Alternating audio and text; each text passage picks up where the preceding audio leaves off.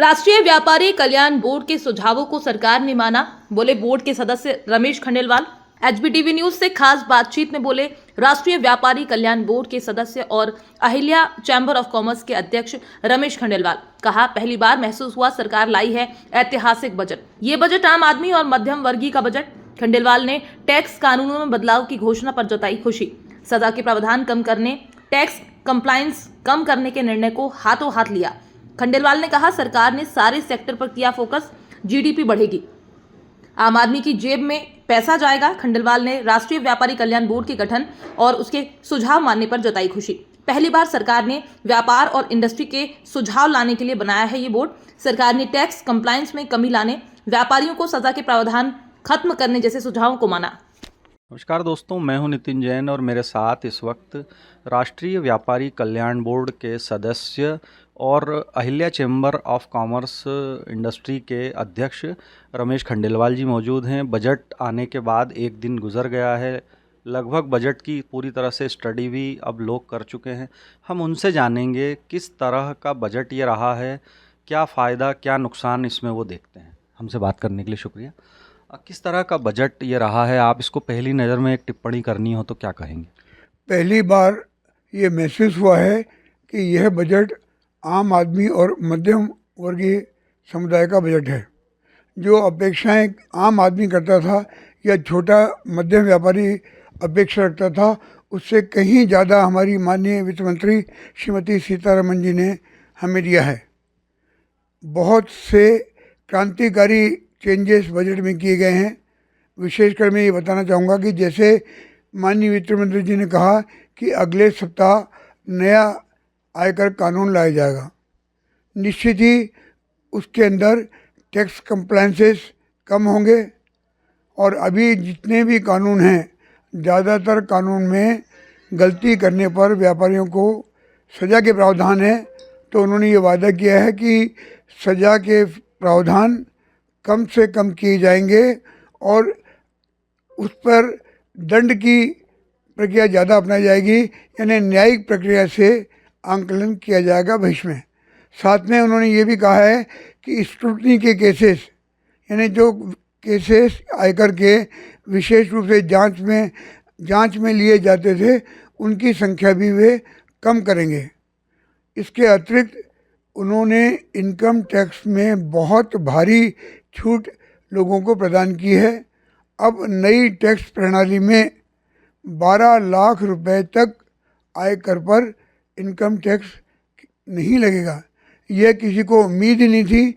अधिकांश chartered accountants, करदाता यह मांग कर रहे थे कि अधिकतम कर मुक्त आय कम से कम 10 लाख होना चाहिए, बजाय उसके हमारी वित्त मंत्री जी ने 12 लाख की घोषणा की है।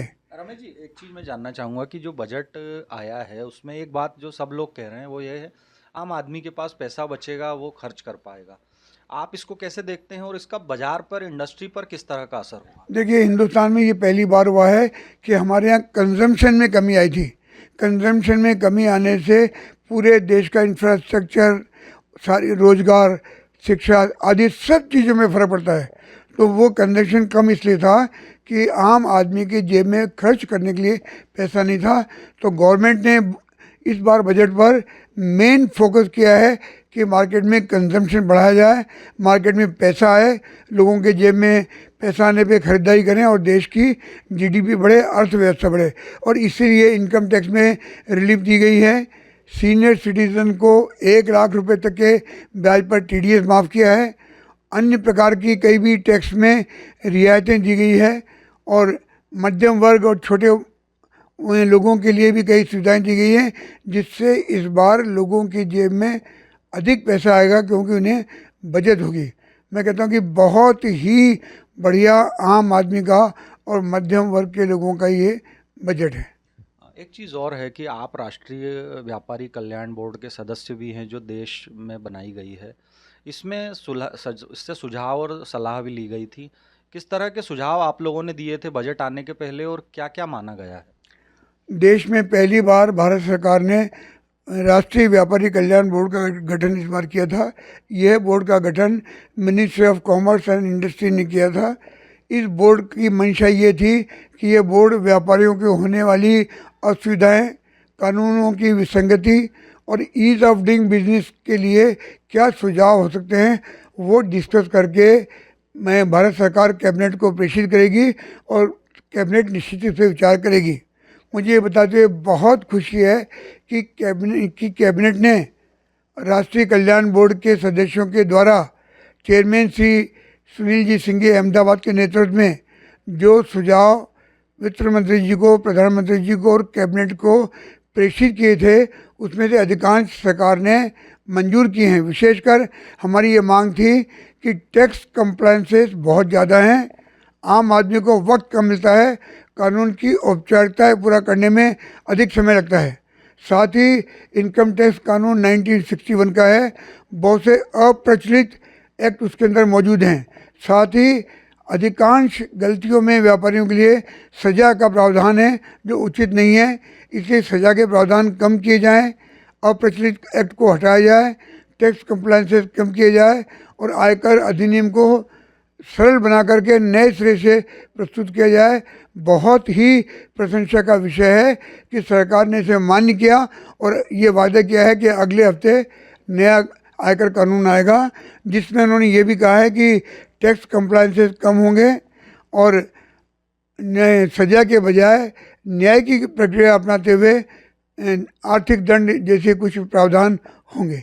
ये बहुत बड़ी व्यापारियों के लिए सौगात है और उनके आत्मसम्मान को ऊंचा रखने का एक अभिनव प्रयास है।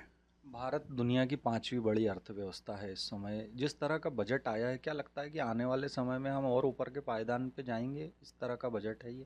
निश्चित ही ये जो बजट है कि हमारी सरकार कहती है कि हम बहुत ही शीघ्र 1947 तक भारत एक विकसित राष्ट्र होगा और जीडीपी के अंदर विश्व में हम दूसरे तीसरे नंबर पर पहुंचेंगे। निश्चित ही ये बजट उस दिशा की ओर कदम बढ़ाया गया है क्योंकि छोटे छोटे लोगों को, सड़क पे व्यवसाय करने वाले लोग, मध्यम वर्ग के लोग, बहुत छोटे व्यापारी और अन्य लोगों को सबको लोन देने की सुविधा, उनको आर्थिक सपोर्ट देने की सुविधा, गरीब महिलाओं को मासिक रूप से ₹1 देने की सुविधा, पूरा प्रयास सरकार ने किया है कि देश में खपत बढ़े, इंफ्रास्ट्रक्चर बढ़े, मध्यम लघु उद्योग, सूक्ष्म उद्योग को बढ़ावा मिले। उन्होंने ये भी कहा है कि लघु और सूक्ष्म उद्योग हैं उनके द्वारा किए गए उत्पादनों को अधिक से अधिक निर्यात किया जा सके, ऐसी सुविधा प्रदान की जाएगी। तो निश्चित ही ये आगे विकसित भारत को बनाने और जीडीपी देश की बढ़ाने का बहुत अच्छा प्रयास हमारे वित्त मंत्री जी ने प्रधानमंत्री जी के नेतृत्व में किया है। हमसे बात करने के लिए शुक्रिया। ये थे Ahilya chamber of commerce and industry के अध्यक्ष रमेश खंडेलवाल जी, जिन्होंने बताया कि भारत सरकार का जो बजट इस बार पेश हुआ है वो 2047 तक प्रधानमंत्री के भारत को विकसित भारत बनाने के जो स्वप्न जो देखा गया है उसे साकार करने में मददगार होगा। मेरे सहयोगी देवेंद्र मालवी के साथ मैं Nitin Jain, HB TV news के लिए।